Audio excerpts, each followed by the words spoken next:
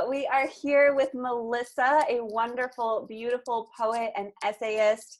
And she was actually one of my students in the LitHabits for Writers 7-week mastery program. So we're going to talk a little bit about her experience in that program and just some of the fun goodies that we've discovered on our journey together. So awesome. All right. So Melissa, can you share a little bit about yourself and what kind of writer you are? I mean, we've been friends for a long time, and you are just an incredible writer. So what kind of writing lights you up, and also what are you working on?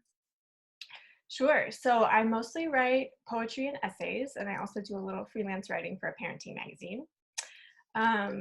And lately, I've mostly been working on blog posts and articles for parents in Portland who are trying to respond to the pandemic in safe ways. So yeah, that's what I do. I had a book of poems come out last year or the year before. Gosh, 2 years ago now? That's crazy. Called Rupture Light. It's my first chapbook of poems. And it's gorgeous. Everybody should read that book of poems. It's absolutely gorgeous. Thank you. Yeah. And yeah, that's what I mostly work on.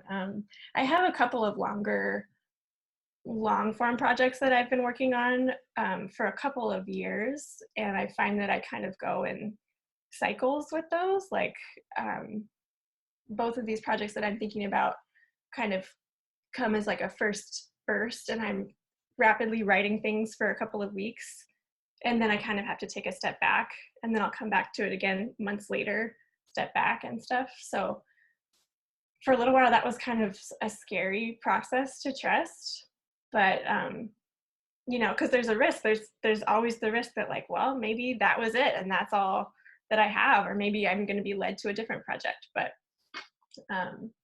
yeah, so right now I'm kind of in an ebb phase with those two projects, kind of letting them simmer. I love that. And it's so important for us to kind of let our brains and like our creativity do the work in the background and let it kind of marinate a little bit. I love that. That's so smart. What would you say were your biggest struggles in your writing practice before you joined the LitHabits program? And you can paint a picture if that helps. Sure, yeah. Well, I'm super glad that I had the chance to join with the program. I guess it was a couple of months ago now. It was before the whole COVID crisis. Yeah, exactly. We were still able to go outside. Right. I mean, and it was a really perfect time for me. I think some of my biggest struggles in the past, and it's kind of related to what I was talking about with that ebb and flow cycle of writing for me, is just trusting myself and trusting my creative process. And I think that's true across the board for me. And I don't think that it's uncommon for women to have that. I have 2 kids under 5, and I'm also in the middle of a 3-year program for community acupuncture. And so that need to trust my intuition and trust myself has been something that I've struggled with as a parent, and now also as a community acupuncture student, because these are all things that require us to be in connection with the part of ourselves that just intuitively knows things, and that can be super challenging and scary. So I think that was one of my major struggles with my writing before joining the program, and part of why I wanted to join it. And also, you know, all of those things combined to make for a super busy life, right? Like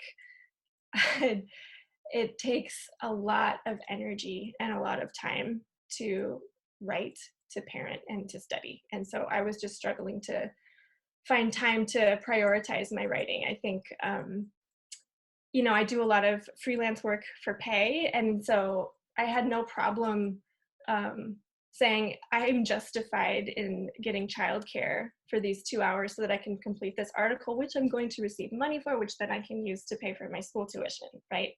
There's this very clear valuing of that time. And, you know, I was doing that, but I wasn't making the time for the personal writing that I really feel called to, that I've done since I was little, and that I have felt so much meaning, I've drawn so much meaning from that and have just felt so fulfilled by doing that writing. So those were my big struggles when I started the program. I love that. And I love that you mentioned, you know, carving out that time for creative work, because I know so many writers struggle with that, especially if they write professionally. It's so easy to say, oh, that's, you know, I'm writing this article and I'm going to get paid for it, so that is more important. But then if you're writing your memoir, where that is like a much longer journey, or even like if you're writing a poem where, you know, unfortunately in our society, like it's not, there's not as high a demand for paying poets, which there should be. But I also find it interesting right now, you know, we're recording this during the coronavirus pandemic, and what was the one thing that everybody looked to, obviously to healthcare workers, but also when everyone had to stay at home, everybody looked to art. You know, everyone, you know, we started live streaming opera. Musicians were giving, you know, impromptu concerts in their homes. Writers were giving readings of their work online. And it was the art that rose to the top when we needed it the most. So I just know that so many folks have that same struggle where they're like, oh, my creative work is not as important as this other work that's going to put food on the table, which they're both important. It's just we don't see the return as maybe clearly. And actually, you know, when I think about the writers who have affected my life, you being one of them as a poet, you know, when I think about like Mary Oliver or Madeline L. Engel, and I think about how their work has impacted my life, I'm so glad they made time for that. And I can't remember what they did professionally. I know Mary Oliver had a day job. I'm not sure what she did. Not to say it wasn't important, but her creative work was the lasting work, right? So what specific changes did you notice now that we're a couple weeks out of our program that we did together? Have you noticed in your writing practice? So any specific examples you could share? I would just say that overall, I just feel more relaxed about my writing. I think I was spending a lot of time and energy before the program just feeling like I'm not making enough time for my writing. I'm never going to do what I need to do, feeling anxious when I wasn't writing, right? And if I'm not writing most of the time, then that translates to feeling anxious most of the time. And honestly, looking back, grumpy too. Like I was like, gosh, why am I so grumpy? And through the process of like setting aside the time every week so that I could participate in the program, um, I learned that it was possible. And I also started to notice like, I feel better. I don't feel as like grumpy because I had all of these ideas and stories that I needed to write about, even if I wasn't going to, you know, publish it right away or at all, you know, I still, that's just part of who I am. I need to do that work. And I need to prioritize it as part of my mental health, as part of my physical health. You know, it's a really easy for me to brush my teeth, get enough sleep, exercise. I'm not saying that I do those things all the time. Brush my teeth, I do pretty well, but I'm just saying, like, you know, there's this whole self-care movement that has some problems to it, but I think that we're starting to move in a more positive direction overall towards saying, you know, especially for moms, we're better moms when we take care of ourselves. And so I think what really shifted for me is seeing writing as a way that I take care of myself and um, not putting it as the last thing on the list, right? Um, and so that hasn't necessarily like translated to I'm publishing more or I have written a poem every single week that I've sat down, but it did get me in the habit of um, setting aside those 2 hours every week. And so before the pandemic started and we had to let our babysitter go, I was continuing that routine that I had set up with the program because for me, accountability is a huge motivator. And so just knowing like I have invested in this program. There are people there who are waiting for me to show up. I showed up and I showed myself it's possible for me to make this time, to change my childcare schedule, to use those 4 hours when our babysitter was watching my son to just do the work and really show myself that this is how I take care of myself, you know? So I continued to do that even after the workshop was over until I had to let our babysitter go. And yeah, so I think that's been the biggest change is just Yeah. I am doing I'm doing the work that I need to do now, regardless of if it looks successful, you know? Yeah, I love that. And Yeah. would you say, because I know you were writing some poems in the workshop, you were also kind of brainstorming some essays. What would you say is your proudest achievement from the program? And it could be what you just said before earlier too, because even just that is a huge achievement. Yeah, I think that is the major achievement for me. Yeah. I felt like I had more energy Mm, to tackle some of the stuff that I don't like to do as a writer. Like a lot of us are introverts. We don't necessarily like the marketing side of things, you know, and that can include, you know, getting really practical and submitting to a lot of journals. You know, the ratio of work that gets accepted versus rejected is, you know, there's way more rejections than acceptance.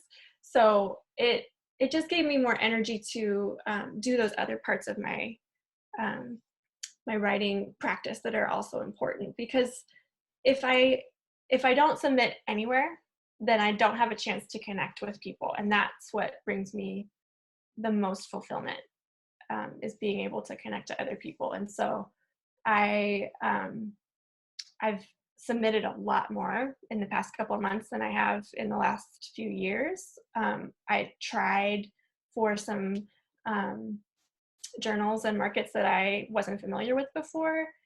I let it take time to do that because I think a lot of times I would kind of rush through that process because I'm like, well, I don't have any time to write, so I definitely don't have any time to submit, you know. But now I'm like, this is also important, and it's okay for it to take some time, and it's okay for me to spend time getting to know these journals.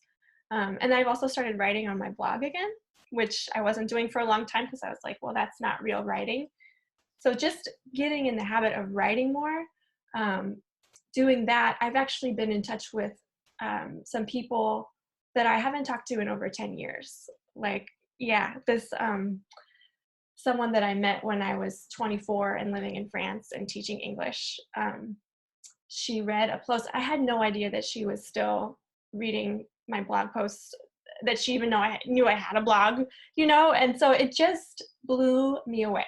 I was like, if you put yourself, I don't want to say if you put yourself out there, but if you say, this is important to me and I'm going to do this regardless of what platform it's on, like you can still get that connection, you know? oh, that's so good. And I have to say, your blog has been like one of the, you know, because yeah, I'm on your newsletter list and I'll get the blogs. And it's been so, like I said, we're recording in the midst of the coronavirus pandemic. And it's been one of the best outlets I've, or the best writing I've seen on the crisis. And it's just like you said, um, sharing where you're at and also not worrying like, oh, this is, you know, I'm self-publishing this, or and to add on to the other thing that you were saying, you know, I know when I ask writers, what do you think it takes to become a great writer, to be a published writer, to have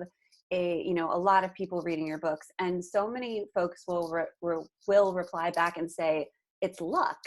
And perhaps, yeah, that's maybe a bit of it. However, the more that you put yourself out there, just like you were saying, the more you publish that blog or submit to journals, the luckier you're going to get. It's hard. Luck is hard work meeting opportunity. Like luck is just opportunity, but you have to be out there in the world, you know, putting your work out there for the opportunity to meet it. And I just love, that was just such a beautiful example of it, that you would have never reconnected Yeah. with that person.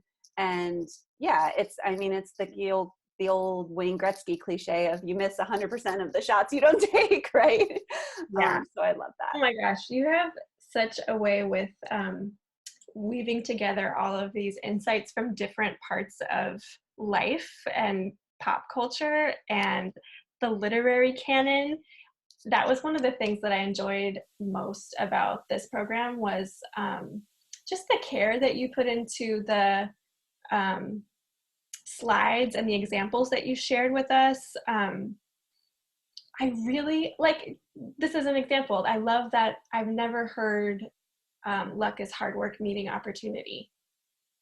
And I'm kind of embarrassed that I've never heard that because maybe that's a common thing. But Yeah, I definitely didn't come up with that myself, but I've seen it. I've I seen love it that. in action, and it's true. It's Yeah. true because, and it makes me sad when I see, or not sad, but it makes me want to give them a big hug when I see writers who are like, oh, well, they just, so and so just got lucky, or Cheryl Strayed just got lucky with Wild. The only reason Cheryl Strayed got lucky with Wild was because she wrote Wild, and Reese Witherspoon happened to read it. It happened to come across her desk. Yeah, that was a piece of luck, but had she not busted her butt for years and years and years before, that luck would have never met or that opportunity or the luck would have never met her hard work. So yeah, oh, thank you for saying that though, Melissa. I appreciate that. So now that we are done with the program, we're all wrapped up and we're, moving forward in coronavirus, would you recommend the program to other writers? Oh yeah, definitely. I I think that what I loved most about this program is that it's very different from a lot of the workshops that I've taken in the past, and there's a lot out there, right? Um, I've participated in writing only workshops, which are generative. We're just getting together, we're writing, it's fast and dirty. We're not going to give each other super hard feedback because it's brand new stuff. And those are so awesome because it's just like, I'm getting some work done. I've participated in workshops that are a lot about, the business side of writing. Here's how you submit, here's how you write a cover letter. And you can take both of those things and you can generate more writing and you can learn how to then submit that writing. But there's this whole missing piece, which is how do you keep going, right? How do you sustain yourself and your creativity to have the energy to do both of those things? And for me, a big block was like, I couldn't figure out how to create a routine. I couldn't figure out how to create habits that actually supported the life of those two parts of being a writer. And so I think what I appreciated about the program and what I would tell people who are thinking about it is this is about laying the foundations. This is about the psychology of habits and how that applies to writing. It's that, but it's definitely more. I appreciated that we also had chances to free write, to connect with other writers, but you really help us like slow down and spend some time on the foundation. And I was thinking about this a little while ago, and I hope this doesn't sound too boring, but I was like, this is like the equivalent of what I wished I had had in high school instead of economics, which was personal finance. Because I feel like you go through high school and then you graduate and you're supposed to just, figure it out. Like you graduate, get a job, go to college, and like figure out how to support yourself with money, right? And you have no training in it. And so I think it's similar for this, right? Because money is a resource and your creativity is a resource, and you need tools to understand the emotional quality of how you relate to that resource. You need to understand the psychology behind it, and you need to know what your values are, right? So that you can actually be a good steward of this resource. So I feel like that is what this course does, is it helps you identify what your values are as a writer, what your purpose is, and kind of get to know yourself emotionally. Like, where are you most vulnerable? What are the things that you're scared of? How are you holding yourself back from doing the things that you want to do? And letting the things that you want to do not be necessarily what other things want to do with their writing. So yeah, get ready to change if you take this workshop, this program. Oh, I love that. Thank you. Okay, Yeah. so to wrap up, you mentioned something really important earlier. You said community, and I know you are just an outstanding builder of community, and I know that you're a big advocate for community. So even though we had such a super duper small group, and for me, it's every time I run this program, the community is so magical. What was your experience like with that? Yes, I love community. I love doing work with other people. I am an Enneagram 2, which is like the helper person. And so I just really get a lot out of being with other people and being able to share with them and learning from other people and being able to contribute in a way that other people can learn from me. And I'm also like a huge like accountability person, right? You know, like it was so important to me to have this group of people who weren't necessarily being like, gosh, Melissa, you better show up, but more like, I want to meet them in this place of hard work and vulnerability because they're making that choice, you know, and I want to honor their commitment. And I'm not saying that I had perfect attendance because mom life, but um, but that was a huge motivator for me. And then like actually going through the program together, um, what I thought you did so well was like showing us how there are so many ways to be a writer and there are so many ways to have a routine. And you don't have to get up at 5 in the morning and churn out your 3 pages. I loved how this community was so diverse. Like everybody had a different routine. We had a major night owl, and I was like, how are you doing this at night? That is when I am like dead to the world, you know? And then we had the major morning person, and then we had people right in the middle, you know, who could go either way. So many things that we didn't have in common, and yet when we were sharing what our obstacles were, that's where we saw we have so much in common, right? And that I think is what um, continues to be so important to me about doing things in community is that it's just really beautiful to find the ways that we connect even though we're so different, you know, and to be able to learn from each other's differences.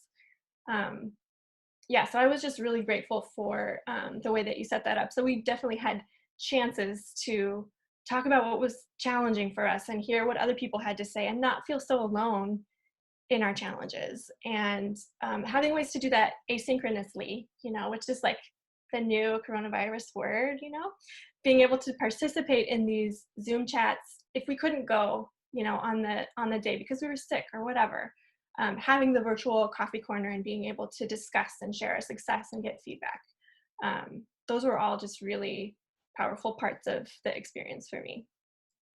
Oh, I love that, Melissa. And it, like I said, it's always so magical too for me because, like you said, we're all so diverse. And then there are these certain foundational things that get in people's way or that we all, you know, because we're all human. So we have a lot in common. And yet we can still craft our lives and our writing lives around our uniqueness, right? It's not about, because there's so much messaging out there about how you should be as a writer or how you should be as a human, how you should be as a mom, how you should be as a this or that. And it's really, there is, yeah, I could go on and on about the shoulds, but I love that. Thank you so much, Melissa. So is there anything else you would want to share with folks who are maybe on the fence about joining the mastery program or anything you want to add on? Remembering that it can be scary to spend this time, you know, invest in something like this, uh, in just like establishing habits that can feel like a risk, but it's so worth it. I love that. Yay. Thank you, Melissa. You Yeah. are just awesome. And thank you so much.